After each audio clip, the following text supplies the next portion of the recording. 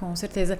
E como foi hoje, então, né, nesse desafio aí de tomar essa decisão de ter que sair, né, de todas as outras atividades para se dedicar somente ao empreendedorismo? Mas, na verdade, em 2014, então, a Cordial iniciou, né, as suas atividades oficialmente, já está com 10 anos aí, de mais de 10 anos de trajetória. Como foi esse processo de empreender, Dr. James? Como foi esse momento, essa decisão? Não, tem que agora eu sou uma empresa, né, tem que olhar para isso. Como foi esse desafio nesse início? Como é hoje? Quais são os teus principais desafios? Como que tu enxerga assim? Então, eu acho que para o empreendedor, todo mundo sabe das dificuldades que é empreender. No nosso país tem algumas limitações, algumas travas burocráticas, enfim, isso não é novidade. Eu acho que precisa ter duas coisas, né, de base, que é atitude. Se você não sair da inércia, você não vai conseguir empreender. E esforço, né? A coisa é difícil, empreender é difícil, montar uma empresa é difícil, você tem que se esforçar, não vai cair do céu, né? O terceiro elemento nessa coisa é o planejamento. Não adianta nada você ter atitude, você ter o esforço e não planejar o seu negócio, né? Então, a Cordial nasceu em outubro de 2023, né? Na verdade, 2013. Perdão, 2013, né? Uhum. Outubro de 2013.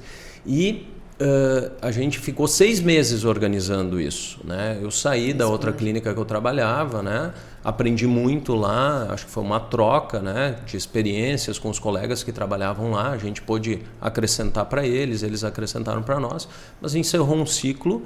E durante 6 meses, então, de maio a outubro, eu planejei como que a Cordial ia surgir, como que ia nascer. Como foi esse planejamento? A gente tinha algumas ideias, né? Porque como eu trabalhava num outro lugar, eu sabia exatamente o que precisava ser diferente e o que precisava, o que podia continuar como estava. Uhum. Então, tendo uma base assim, né? Por isso que eu acho que uma base do teu modelo de negócio. Exatamente. Eu acho que é importante você conhecer, né?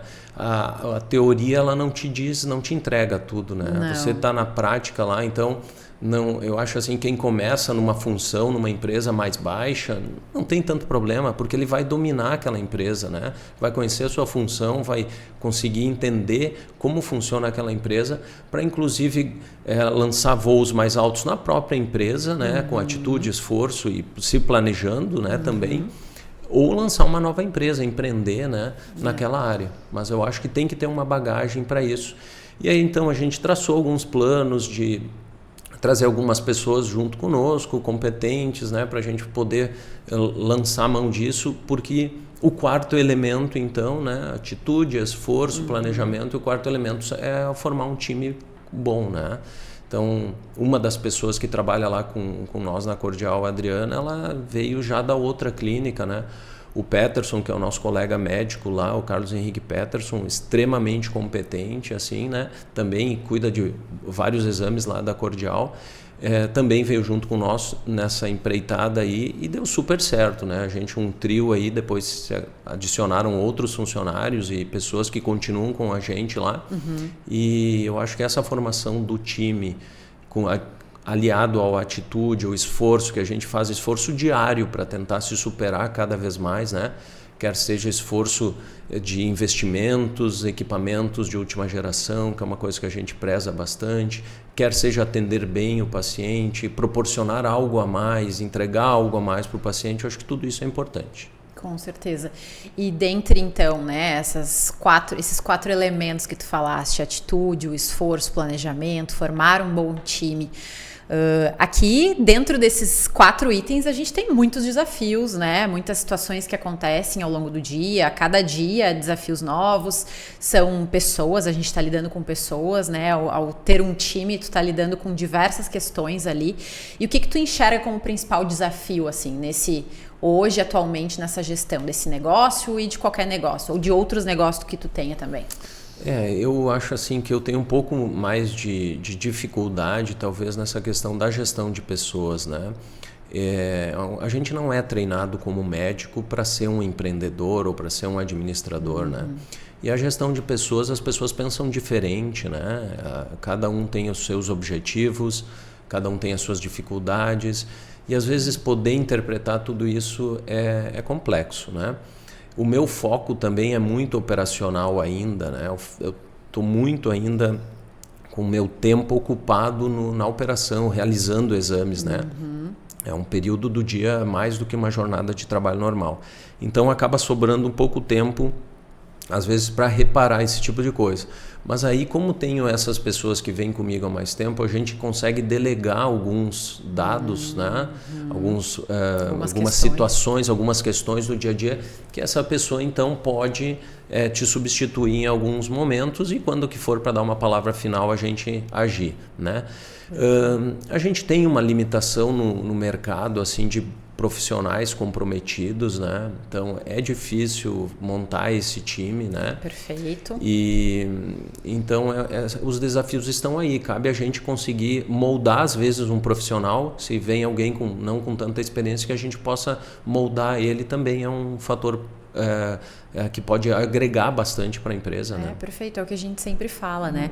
A gente precisa contratar as pessoas hoje em dia pelas habilidades comportamentais delas, às vezes não pelo conhecimento técnico. Claro, o conhecimento técnico é importante, mas a gente consegue ensinar, né? A gente consegue conduzir, assim, nós fizemos assim, mas aquelas questões das habilidades comportamentais, dos valores, né, Dr. James? Então, assim, dos valores que essa pessoa tem, são os mesmos valores que a gente tem na nossa empresa, os mesmos valores que a gente prega, porque os valores eles estão presentes em todas as nossas ações do dia a dia, né? A forma como a gente lida com o nosso paciente, a forma como a gente entrega um exame, a forma como a gente faz cada detalhe desse processo, os valores eles estão presentes, né? Em todas as etapas dessa jornada, todas as etapas do processo dessa empresa.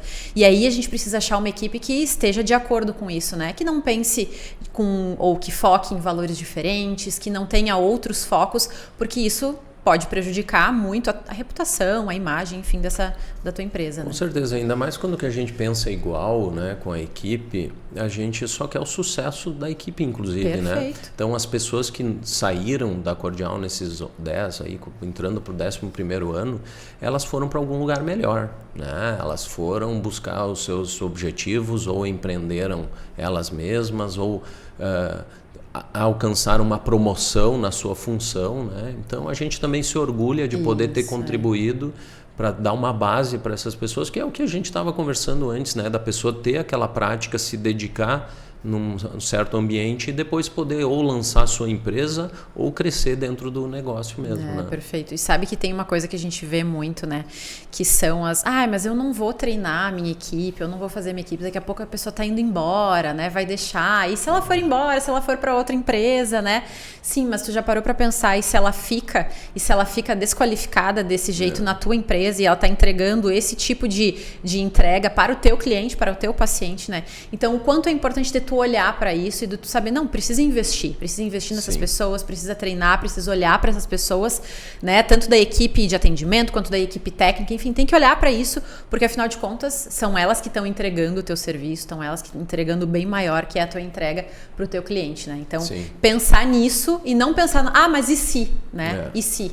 Não, e eu acho assim que gera um movimento positivo. Se essa pessoa sai da sua empresa capacitada, ela só vai levar adiante o nome da sua empresa. Claro que existem escalas, né? Mas uma pessoa que sai satisfeita, ela vai consumir os teus produtos, ela vai voltar a fazer exame lá comigo. Né? Então, essa retroalimentação positiva, mesmo que seja em pequena escala, né, de alguns colaboradores, é muito importante porque gera um efeito positivo na sociedade e acaba aumentando a reputação da empresa, do próprio negócio, né? Então, se aquela pessoa saiu de lá descontente, acaba gerando uma situação reversa, né? Isso não é interessante. Com certeza. Até porque a reputação de uma empresa ela é construída primeiro de dentro para fora, né? Então, assim, de nada adianta a gente ter colaboradores que estão insatisfeitos e que vão sair falando mal da nossa empresa. Porque afinal de contas eles estão dentro, né? A reputação ela precisa ser construída a partir dali, do início, da base de tudo.